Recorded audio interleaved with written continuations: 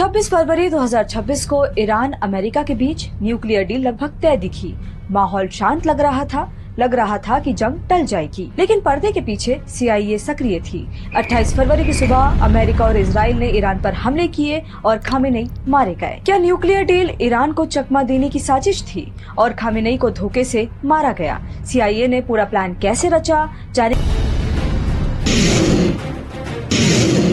Iran को 15 फरवरी के आसपास से संकेत मिलने लगे थे कि उस पर एक बड़ा हमला हो सकता है। जैसे पहला संकेत, जनवरी 2025 से अमेरिका ने ईरान के आसपास अपनी सेना बढ़ानी शुरू की। USS जेराल्ड फोर्ड और USS अब्राहम लिंकन जैसे बड़े जहाज तैनात हुए। दूसरा संकेत, 13 फरवरी को डोनाल्ड ट्रंप ने कहा कि ईरान में सत्ता बदलना अच्छा विकल्प हो सकता है। तीसरा संकेत, वॉल स्ट्रीट जर्नल में 19 फरवरी को एक रिपोर्ट छपी। इसमें कहा गया कि अमेरिका ईरान की न्यूक्लियर और मिसाइल फैसिलिटीज पर हमले और ईरानी लीडरशिप को टारगेट करने के ऑप्शन पर विचार कर रहा है। और चौथा संकेत, 22 फरवरी को छपी NYT की एक रिपोर्ट के मुताबिक खामेनेई ने अपने टॉप सिक्योरिटी ऑफिसर्स और लीडरशिप को निर्देश दिए थे कि नेताओं की हत्या की कोशिश हो सकती है, इसके लिए तैयार रहें। तो अमेरिका इजराइल ने चकमा देकर खामेनेई की हत्या कैसे की?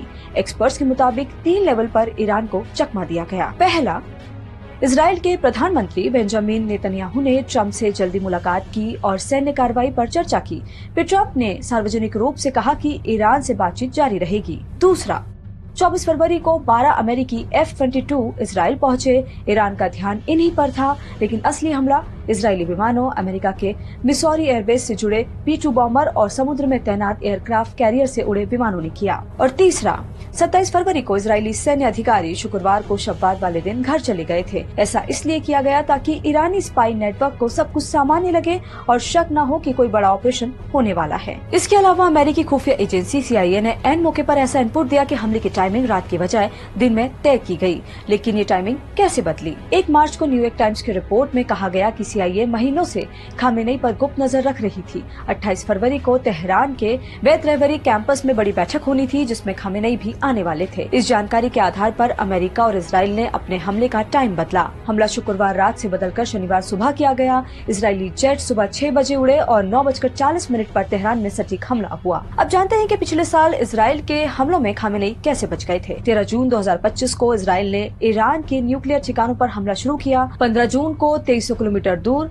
मशहद एयरपोर्ट पर स्ट्राइक हुई, जिसके बाद खामेनेई को तेहरान से लाविजान के 200 फीट गहरे बंकर में शिफ्ट किया गया। 22 जून को अमेरिकी B-2 बॉम्बर विमानों ने न्यूक्लियर लैब पर हमला किया, लेकिन खामेनेई के ठिकानों पर स्ट्राइक की पुष्टि नहीं हुई।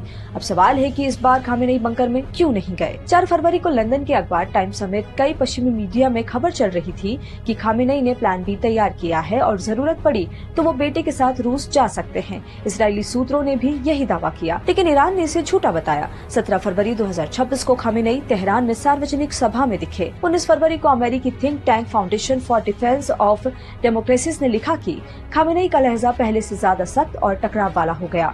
उन्होंने शहादत और प्रतिरोध की बात की, जैसे 1979 में खोमेनी ने की थी। Carnegie Endowment for International Peace के सीनियर फेलो करीम सजादपुर कहते हैं कि ईरानी रिजीम दुनिया की सबसे अकेली सत्ताओं में से एक है। दुनिया में बहुत कम ऐसी जगहें हैं जहां वो निर्वासन में रह सकते हैं, इसलिए उनमें से ज्यादातर मानते हैं कि उन्हें या तो मारना होगा या मरना होगा। इस वीडियो में फिलहाल इतना ही।